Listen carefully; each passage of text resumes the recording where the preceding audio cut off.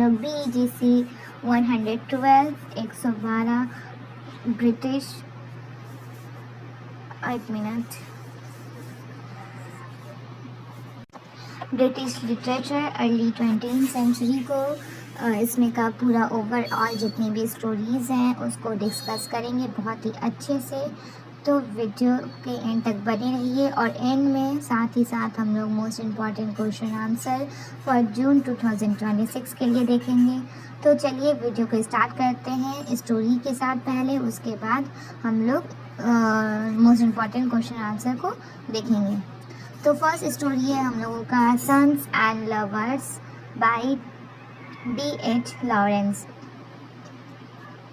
मैं स्क्रीन पर आप लोगों की स्टोरी की पूरी समरी शो कर रही हूँ और अपने लैंग्वेज में आप लोगों को अच्छे से इसको एक्सप्लेन कर देती हूँ ताकि आप लोगों के लिए इजी हो जाए एग्ज़ाम पॉइंट ऑफ व्यू के लिए। तो सन D.H. लॉरेंस ने सन्स एंड लवर्स 1930 में लिखा था। ये नॉवेल सिर्फ एक लव स्टोरी नहीं है बल्कि एक माँ और बेटे के इमोशनल रिलेशनशिप, फैमिली प्रॉब्लम्स और ट्रू लव को दिखाता है।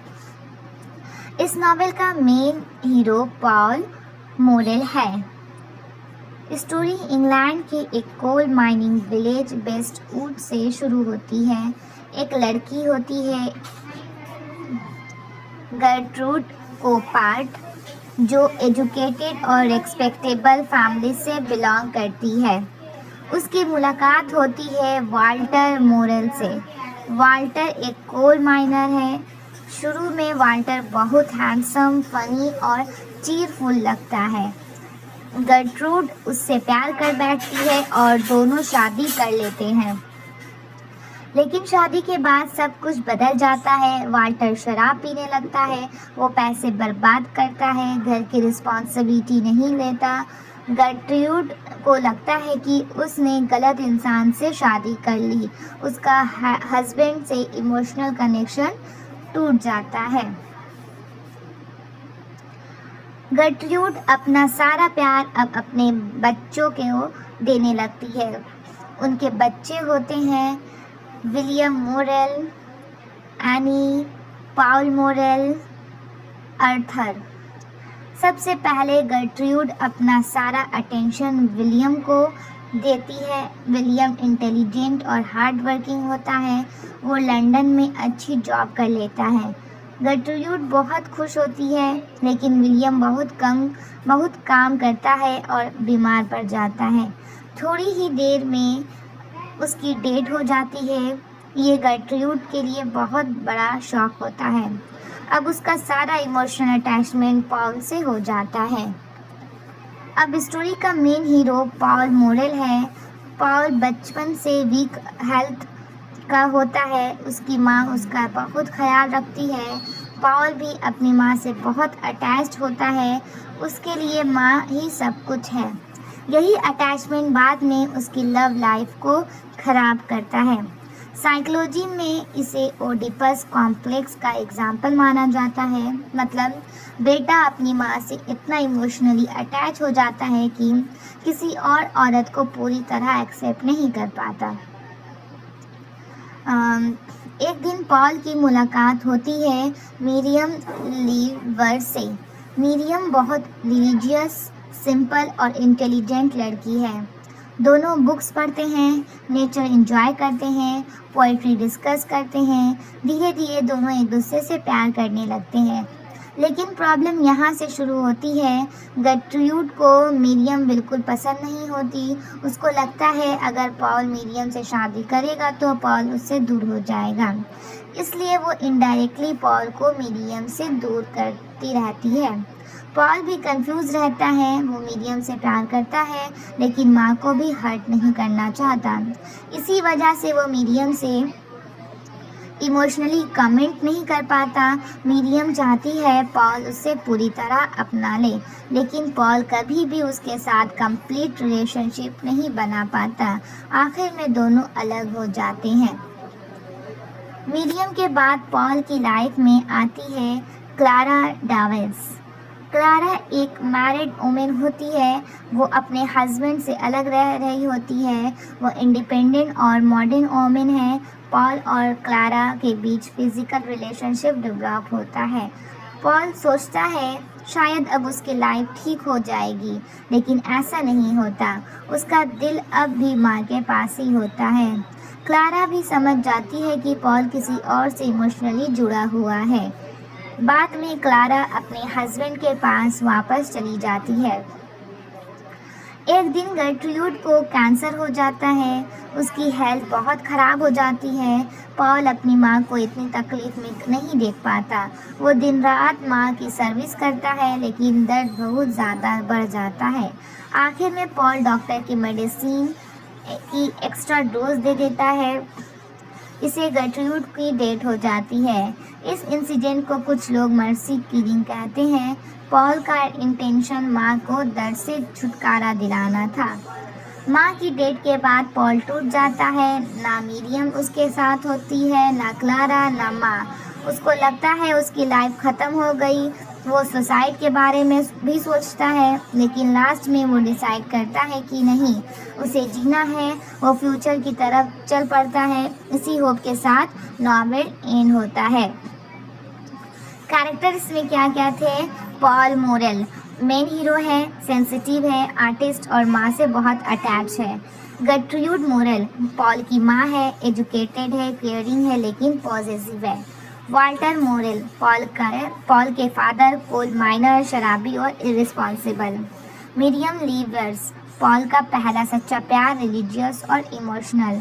Clara Dawes independent women, Paul की second love interest. William Morel Paul का बड़ा भाई, इंटेलिजेंट, लेकिन यंग एज में डेथ हो जाती है। ठीक है, मेन थीम क्या है इसका?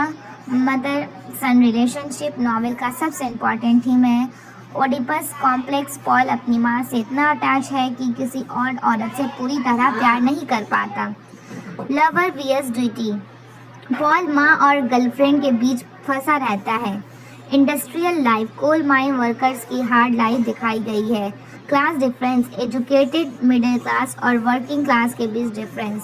साइकोलॉजिकल कॉन्फ्लिक्ट हर कैरेक्टर अपने इमोशंस के साथ स्ट्रगल करता है। ठीक है, एंडिंग का मीनिंग क्या है? नॉवेल का एंडिंग सैड है, लेकिन होपलेस नहीं। पॉल सब कुछ खो देता है, लेकिन लास्ट में डार्कनेस की तरफ नहीं, लाइफ की तरफ चलने का डिसीजन लेता है। इसका मैसेज है कि इंसान दुख के बाद भी अपनी ज़िंदगी को दोबारा शुरू कर सकता है।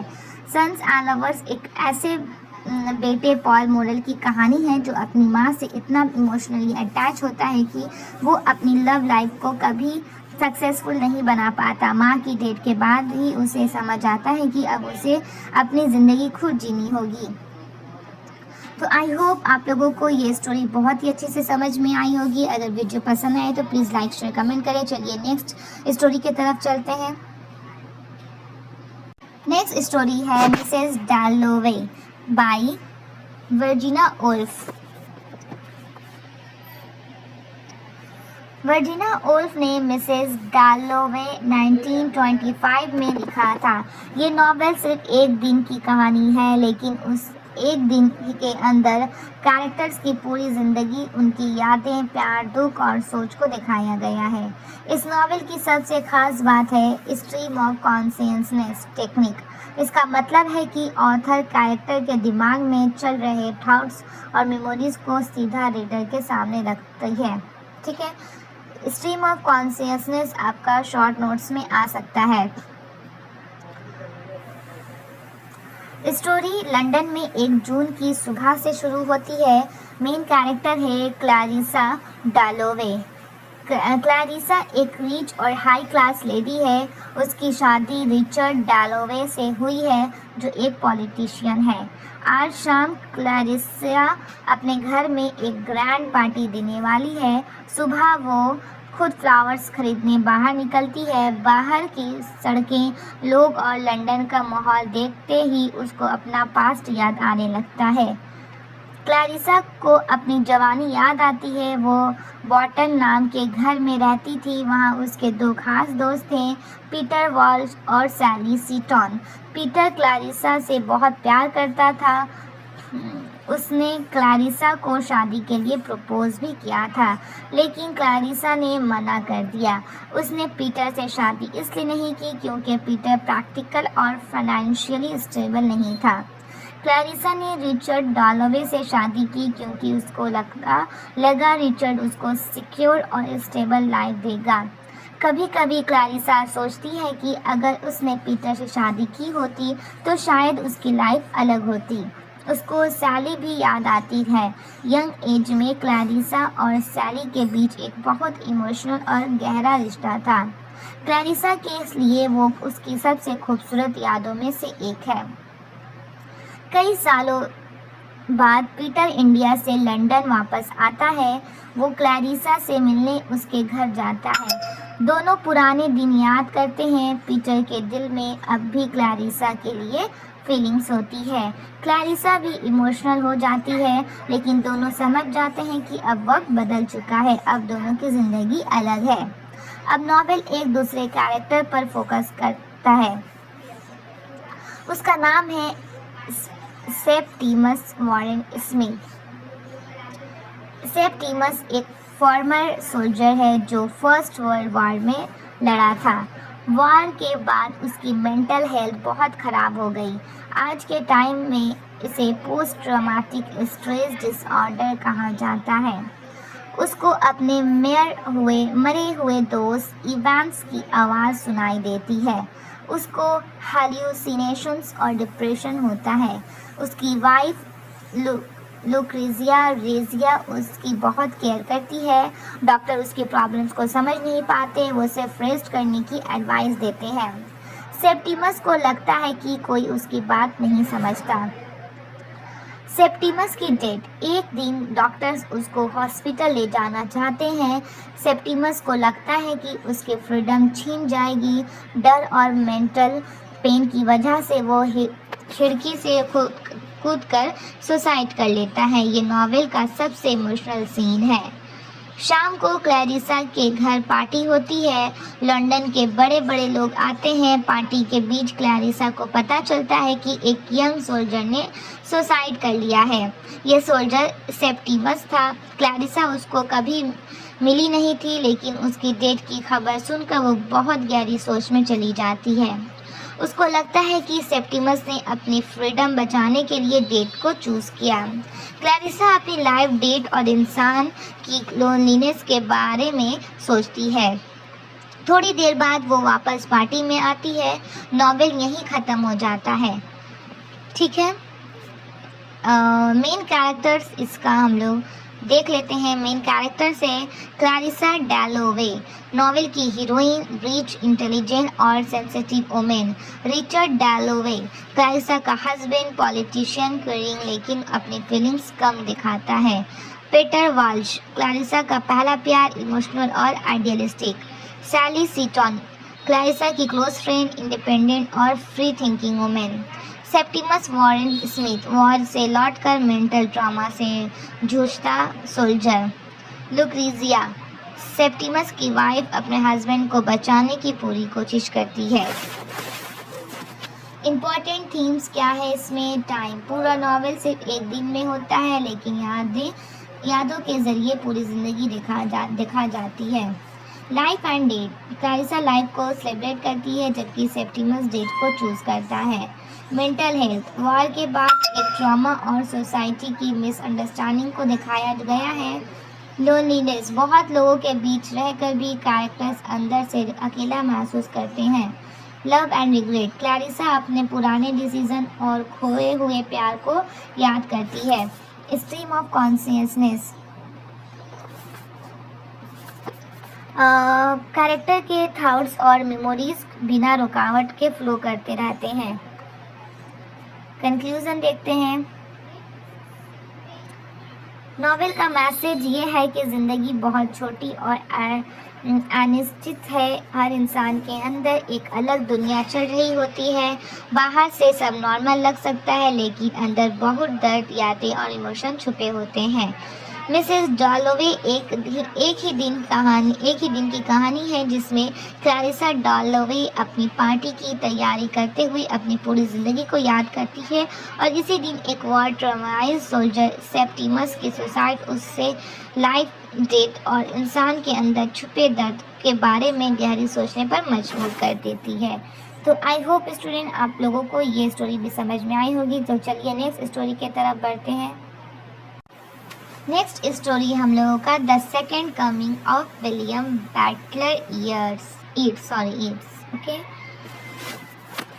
तो स्टोरी की शुरुआत होती है। इस पोयम को W.B. ईट्स ने 1919 में लिखा था। ये पोयम फर्स्ट वर्ल्ड वॉर के बाद लिखी गई थी जब दुनिया में वायलेंस, कंफ्यूजन और फेयर बहुत ज़्यादा था। पोयम का title the second coming Bible के उस बिलीफ से लिया गया है जिसमें माना जाता है कि एक दिन जीसस क्राइस्ट दोबारा दुनिया में आएंगे और शांति और न्याय लाएंगे। लेकिन इस पोयम में कहता है कि शायद शांति नहीं बल्कि एक डरावना नया युग आने वाला है। पोयम की शुरुआत होती है, सोचो दुनिया में हर जगह लड़ाई हो रही है, लोग एक दूसरे को मार रहे हैं, कोई किसी की बात नहीं सुन रहा, ना कानून का डर है ना मोरालिटी की वैल्यू, सब कुछ टूट रहा है। पोइट इसी सिचुएशन को पहली लाइंस में बताते हैं, things fall apart, the centre can not hold. मतलब हर चीज़ बिखर रही है, जो सिस्टम दुनिया को संभाल कर रखा था वो अब काम नहीं कर रहा। पोइट एक एग्जाम्पल देते हैं, एक फैल्कॉन बाज आसमान में इतना दूर उड़ गया है कि अब वो अपने ओनर फैल्कोनर की आवाज़ ही नहीं सुन पा रहा। इसका मतलब है इंसान गॉड से दूर हो गया है, सोसाइटी रूल्स और डिसिप्लिन से दूर हो गई है, कोई किसी की नहीं सुन रहा, सब अपनी मर्जी से चल रहे हैं। पोइट कहता है अच्छे लोग चुप हैं, बुरे लोग बहुत एक्टिव और पावरफुल हैं, यानी गुड पीपल साइलेंट हैं और इविल पीपल दुनिया पर कब्जा कर रहे हैं। आज भी ये लाइन बहुत फेमस है। सेकेंड कमिंग का इंतज़ार। पोइट सोचते हैं शायद अब जीसस क्राइस्ट दोबारा आने वाले हैं, लेकिन अचानक उनके दिमाग में एक अजीब विज़न आता है, द डोना मॉन्स्टर। पोइट को डेजर्ट में एक बहुत बड़ा क्रिएचर दिखाई देता है। उसका बॉडी शेर जैसा है, सर इंसान जैसा है, उसकी आंखें बहुत डरावनी हैं। वो धीरे धीरे बेथलीहेम की तरफ चल रहा है। बेथलीहेम वही जगह है जहां बाइबल के हिसाब से जीसस का जन्म हुआ था, लेकिन ये क्रिएचर जीसस नहीं है, ये एक इविल फोर्स है, ये एक नए अंधेरे युग का सिंबल है। लास्ट लाइन पोएम की सबसे फेमस लाइन है, and what rough beast slouches towards Bethlehem to be born. Simple meaning क्या है इसका, कौन सा डरावना जानवर बेथलीहेम की तरफ जा रहा है ताकि एक नए बुरे युग की शुरुआत करे। पोइट इसका आंसर नहीं देते हैं, वो सिर्फ रीडर्स को सोचने के लिए छोड़ देते हैं। तो इसका मेन थीम्स देखते हैं।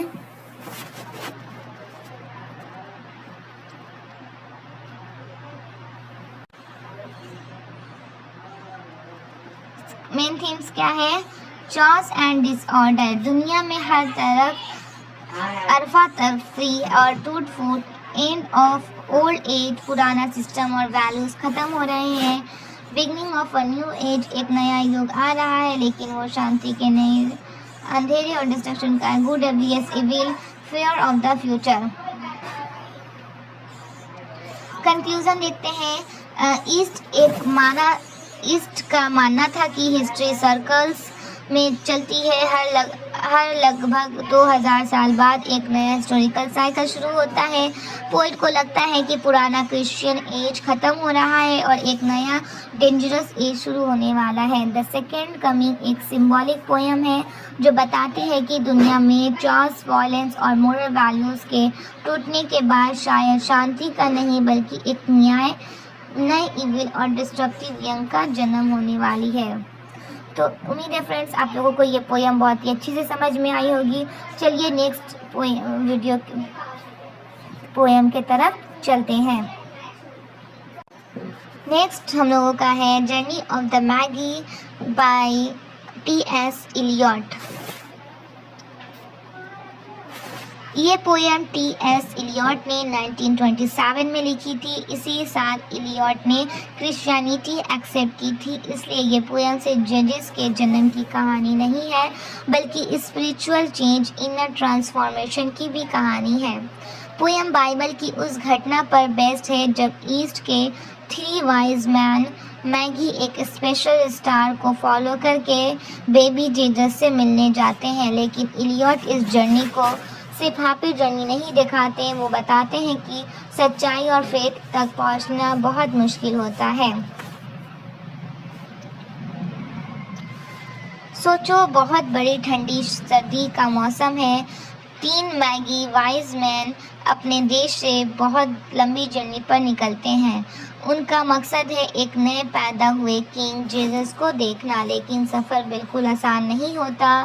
रास्ते में बहुत ठंड होती है, बर्फ़ पड़ रही होती है, ऊंट कैमल्स थक जाते हैं, सफ़र बहुत लंबा लगता है। उनके सर्वेंट्स बार बार कंप्लेन करते हैं। कभी मैगी भी सोचते हैं कि शायद वापस चले जाना चाहिए। यानी फेथ की जर्नी हमेशा स्ट्रगल से भरी होती है। सफ़र के दौरान उन्हें कुछ अजीब चीज़ें दिखाई देती हैं। 3 पेड़, 3 ट्रीज, एक सफ़ेद घोड़ा, शराब की दुकान के बाहर लोग डाइस खेल रहे होते हैं। ये सब फ्यूचर की तरफ इशारा करते हैं। 3 ट्रीज बाद में जीसस को क्रॉस पर चढ़ाया जाएगा, यानी जीसस का बर्थ और उनकी डेथ एक दूसरे से जुड़े हुए हैं। आखिर मैगी उस जगह पहुंचते हैं जहां बेबी जीसस पैदा हुए होते हैं। वो उन्हें देखते हैं। सफ़र पूरा हो जाता है, लेकिन कहानी यहीं ख़त्म नहीं होती। जब मैगी अपने घर वापस लौटते हैं तो उन्हें लगता है कि वो पहले वाले इंसान नहीं रहे।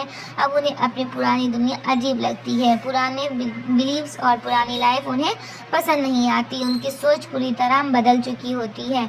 यानी जीसस का बर्थ देखकर उनके अंदर एक न्यू स्पिरिचुअल लाइफ पैदा होती है। अब उनकी पुरानी सोच की डेथ हो जाती है।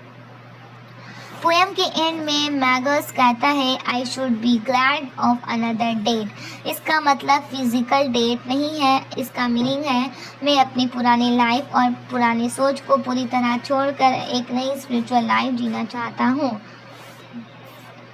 पोएम का मेन थीम्स है स्पिरिचुअल जर्नी, सच्चाई और गॉड तक पहुंचने का सफ़र मुश्किल होता है। बर्थ एंड डेथ, जीसस का बर्थ एक नई लाइफ का सिंबल है और पुरानी सोच की डेट का भी। फेथ सेक्रीफाइस और स्ट्रगल मांगता है चेंज। जब इंसान सच्चाई को पी लेता है, वो पहले पा लेता है, वो पहले जैसा नहीं रहता। कंक्लूज़न देखते हैं।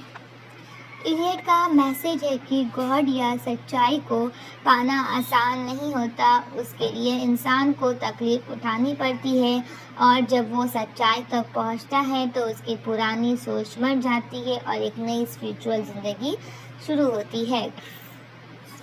जर्नी ऑफ द मैगी एक सिंबॉलिक पोएम है जिसमें 3 वाइज मैन का जीसस तक का सफ़र सिर्फ एक फिज़िकल जर्नी नहीं बल्कि एक स्पिरिचुअल जर्नी है जो उनकी पुरानी सोच की डेथ और एक नई स्पिरिचुअल लाइफ के बर्थ को दिखाता है। तो आई होप आप लोगों को ये भी पोएम समझ में आया होगा। चलिए नेक्स्ट पोएम की तरफ चलते हैं। नेक्स्ट हम लोगों का है the unknown citizen bye W.H. Odean. ये पोएम W.H. ऑडेन ने 1939 में लिखी थी। ये एक सैट्रिकल पोएम है। सटायर का मतलब होता है सोसाइटी या गवर्नमेंट की कमी को इनडायरेक्टली मजाक और आयरनी के थ्रू दिखाना। इस पोएम में ऑडेन एक ऐसे आदमी की कहानी बताते हैं जिसका नाम भी नहीं दिया गया, उसको सिर्फ एक नंबर दिया गया है। यानी यही पोएम का सबसे बड़ा मैसेज है। मॉडर्न सोसाइटी में इंसान को एक यूनिक पर्सन नहीं बल्कि सिर्फ एक फाइल या नंबर की तरह देखा जाता है। सोचो, एक आदमी मर चुका है, गवर्नमेंट उसके लिए एक बड़ा मेमोरियल बनाती है, लेकिन उस मेमोरियल पर उसका नाम नहीं लिखा होता, सिर्फ एक कोड नंबर लिखा होता है। इससे पता चलता है कि गवर्नमेंट के लिए उसकी असली पहचान उसका नाम नहीं बल्कि उसका रिकॉर्ड नंबर है। अब गवर्नमेंट उस आदमी के बारे में रिपोर्ट पढ़कर बताती है। वो कहते हैं ये आदमी अच्छा एम्प्लॉय था, कभी स्ट्राइक नहीं की, हमेशा टैक्स दिया, कानून तोड़ा नहीं, न्यूज़पेपर पढ़ता था, रेडियो सुनता था, इंश्योरेंस ली थी, फ्रिज और मॉडर्न चीज़ें खरीदी थी, शादी की थी, बच्चे भी थे। हर डिपार्टमेंट के पास उसके बारे में डेटा है, पुलिस के पास रिकॉर्ड है, हॉस्पिटल के पास रिकॉर्ड है, ऑफिस के पास रिकॉर्ड है, इंश्योरेंस कंपनी के पास रिकॉर्ड है। सब कहते हैं ये परफेक्ट सिटीज़न था। लेकिन सबसे इम्पोर्टेंट सवाल, पोएम का एंड में पोइट एक बहुत पावरफुल क्वेश्चन पूछते हैं, was he free, was he happy, मतलब क्या वो आज़ाद था, क्या वो सच में खुश था। और फिर आयरनी से कहते हैं अगर वो अनहैप्पी होता तो गवर्नमेंट को पता चल जाता। यानी गवर्नमेंट को लगता है कि डेटा ही सब कुछ है, लेकिन पोएट दिखाता है कि किसी इंसान की असली खुशी, दर्द और फीलिंग्स को नंबर से मेज़र नहीं किया जा सकता। पोएम का रियल मीनिंग, पोएट गवर्नमेंट का मजाक उड़ा रहे हैं। गवर्नमेंट के पास उस आदमी का हर रिकॉर्ड है, लेकिन उसके दिल की बात किसी को नहीं पता। उसके सपने क्या थे, उसके प्रॉब्लम्स क्या थे, वो खुश था या दुखी, किसी को नहीं पता। यानी मॉडर्न सोसाइटी इंसान को मशीन या फाइल की तरह ट्रीट करती है। मेन थीम्स है इसका loss of individuality. Modern society में इंसान की पर्सनल आइडेंटिटी खो जाती है। गवर्नमेंट कंट्रोल, गवर्नमेंट हर चीज़ का रिकॉर्ड रखती है। ब्यूरोक्रेसी, इंसान को फाइल्स और स्टैटिस्टिक्स के थ्रू जज किया जाता है। Freedom VS control, rules follow करना और सच में फ्री होना अलग बात है। हैप्पीनेस, मटेरियल सक्सेस को मतलब ज़रूरी नहीं कि इंसान खुश भी हो। पोएम का सबसे बड़ा लिटरेरी डिवाइस आयरनी है। गवर्नमेंट बार बार कहती है कि एक आदमी परफेक्ट सिटीजन था, लेकिन रीडर समझ जाता है कि गवर्नमेंट को उसके बारे में सब कुछ पता है, सिवाय उसके इस बात के कि कोई इंसान कैसा था। ऑडेन का मैसेज है कि मॉडर्न गवर्नमेंट्स और सोसाइटी इंसान को उसकी इमोशंस, ड्रीम्स और पर्सनालिटी से नहीं बल्कि उसके रिकॉर्ड्स, डॉक्यूमेंट्स और स्टैटिस्टिक्स से पहचानती है, लेकिन असली इंसान नंबर्स के पीछे छुप जाता है। आई होप आप लोगों को ये समझ में आया होगा। तो चलिए नेक्स्ट वीडियो के तरफ बढ़ते हैं। नेक्स्ट हम लोगों का है the truly great by Stephen Spender. ये पोएम स्टीफन स्पेंडर ने लिखी है। इस पोएम में स्पेंडर बताते हैं कि सच में ग्रेट, महान कौन होता है। पोइट कहते हैं कि दुनिया में बहुत लोग फेमस होते हैं, बहुत लोग अमीर होते हैं और बहुत लोग पावर वाले होते हैं, लेकिन हर फेमस इंसान ग्रेट नहीं होता। जो लोग इंसानियत के लिए जीते हैं और दुनिया को बेहतर बनाते हैं वही ट्रूली ग्रेट होते हैं। सोचो, एक टीचर है जो अपनी पूरी ज़िंदगी बच्चों को पढ़ाता है, एक डॉक्टर है जो गरीब लोगों का फ्री ट्रीटमेंट करता है, एक साइंटिस्ट है जो अपने डिस्कवरी से लाखों लोगों की ज़िंदगी बेहतर बना देता है। ये लोग शायद हमेशा टीवी या न्यूज़पेपर में ना दिखें, लेकिन इनका काम दुनिया को बदल देता है। पोइट कहता है कि ऐसे लोग ही ट्रूली ग्रेट होते हैं। पोइट कहता है कि सच्चे महान लोग अपनी लाइफ सिर्फ अपने लिए नहीं जीते, वो दूसरों की मदद करते हैं, वो नॉलेज, ट्रूथ और ह्यूमैनिटी के लिए काम करते हैं। उनकी बॉडी एक दिन का ख़त्म हो जाती है, लेकिन उनका काम और उनके आइडियाज़ कभी नहीं मरते। इसी वजह से दुनिया उन्हें हमेशा याद रखती है। पोइट कहता है कि ट्रूली ग्रेट लोग born from the sun, they traveled a short while towards the sun। Simple meaning क्या है इसका? सन यहाँ लाइट, ट्रूथ और नॉलेज का सिंबल है। यानी ग्रेट लोग अपनी लाइफ ट्रू और गुडनेस के साथ जीते हैं, और जब उनकी डेथ हो जाती है तब भी उनका नाम और काम रोशनी की तरह दुनिया में रहता है। मेन थीम्स क्या है इसका? ट्रू ग्रेटनेस, ग्रेटनेस पैसे या फेम से नहीं, अच्छे काम से मिलती है। सर्विस टू ह्यूमैनिटी, जो इंसान दूसरों के लिए जीता है वही सच्चा महान है। इमोर्टैलिटी, बॉडी मर जाती है लेकिन अच्छे काम हमेशा ज़िंदा रहते हैं। ट्रूथ और नॉलेज, ग्रेट लोग हमेशा ट्रूथ और नॉलेज का रास्ता चुनते हैं। स्टीफन स्पेंडर का मैसेज है कि इंसान की असली ग्रेटनेस उनकी वेल्थ, फेम या पावर में नहीं होती। असली ग्रेटनेस उसके कैरेक्टर, सेक्रीफाइस और ह्यूमैनिटी के लिए किए गए हैं काम में नहीं होती। इसी वजह से ट्रूली ग्रेट लोग मरने के बाद भी अपने आइडियाज़ और अचीवमेंट्स के ज़रिए हमेशा ज़िंदा रहते हैं। पोइट क्या है, कौन है? Stephen Spender. कौन है? Inspirational philosophical poem. टोन क्या है? Respectful, thoughtful, admiring. Meaning, main message क्या है? Greatness comes from selfless service, truth and contribution to humanity, not from money or fame. The truly great हमें सिखाती है कि सच्चे महान लोग वो होते हैं जो अपनी ज़िंदगी इंसानियत, सच्चाई और दूसरों की भलाई के लिए जीते हैं। उनकी बॉडी एक दिन ख़त्म हो जाती है लेकिन उनके अच्छे काम और विचार हमेशा ज़िंदा रहते हैं। आई होप आप लोगों को ये वीडियो ओवरऑल BEGC 12 समझ में आई होगी। तो वीडियो कैसी लगी, कोई डाउट है तो प्लीज़ कमेंट करके पूछ लें। प्लीज़ कमेंट में बताएं, मैं आप लोगों के लिए वीडियो बहुत मेहनत से बनाती हूँ। और कोई भी डाउट, कोई कन्फ्यूजन तो बताएं प्लीज़। मेरे चैनल को सब्सक्राइब और कमेंट करना ना भूलें। शेयर, लाइक, कमेंट सब कर दें। Best of luck for your exam. Comment करके ज़रूर बताइएगा आप लोग का एग्ज़ाम कैसा गया। Bye bye guys.